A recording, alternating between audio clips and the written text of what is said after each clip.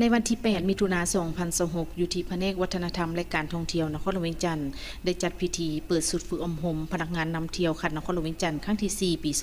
2026 โดยการเข้าร่วมและกล่าวเปิดพิธีของท่านสอนไซศรีสมพันธ์หัวหน้าแผนกวัฒนธรรมและการท่องเที่ยวนครหลวงเวียงจันทน์ซึ่งในพิธีท่านได้มีคำเห็นกล่าวว่า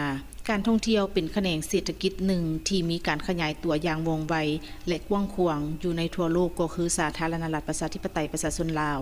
เว้าเฉพาะอยู่นครหลวงเวียงจันทน์การท่องเที่ยวก็ได้มีบทบาทสำคัญพ้นเด่นขึ้นเรื่อยๆและได้ประกอบส่วนเข้าในการพัฒนาเศรษฐกิจสังคมของชาติและเป็นบุริมสิทธิ์หนึ่งในท่าแห่งของการพัฒนาประเทศพรรคและรัฐบาลได้ถือเอาเวียกงานส่งเสริมการท่องเที่ยวและได้ลงทุนสร้างพื้นฐานโครงสร้างเพื่ออำนวยความสะดวกให้แก่การพัฒนาการท่องเที่ยวซึ่งได้รับผลสำเร็จเป็นก้าวๆมาเวียกงานก่อสร้างบุคลากรบริการนำเที่ยวแม้นสิ่งที่จำเป็นเพื่อยกระดับให้พนักงานนำเที่ยวได้มีบทบาทสำคัญในการสร้างสิ่งจูงใจและดึงดูดนักท่องเที่ยวทั้งภายในและต่างประเทศฉะนั้นทางภาครัฐพวกเขาจึงได้เอาใจใส่ที่สุดเกี่ยวกับเวียกงานด้านนี้โดยเฉพาะแผนกวัฒนธรรมและการท่องเที่ยวที่เป็นใจกลางเคลื่อนไหวเวียกงานอย่างมีแผนการในการฝึกอบรมพนักงานวิชาการบริการนำเที่ยวในความรับผิดชอบของตนในแต่ละปี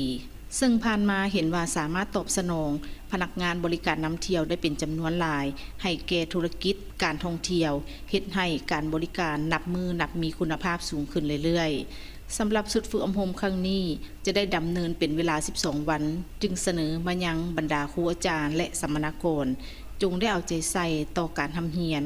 การสอนให้ได้รับมากผลเป็นอย่างดีและเต็มเม็ดเต็มหน่วยมีการถ่ายทอดแลกเปลี่ยนซึ่งกันและกันเพื่อนำไปหมุนไส้ในเวียกงานตัวจริงเช่นการต้อนรับแขกด้วยไมตรีจิตใบหน้ายิ้มแย้มแจ่มใส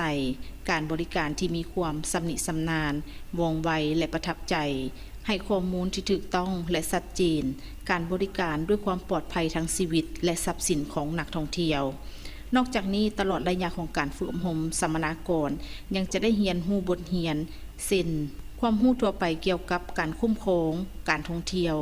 ความหมายความสำคัญของการท่องเที่ยวการบริการอาหารและเครื่องดื่มเทคนิคการนำเที่ยวประวัติแหล่งท่องเที่ยวพระธาตุหลวงหอพระแก้วการท่องเที่ยวอนุรักษ์ประชาชนมีส่วนร่วมและอื่นๆ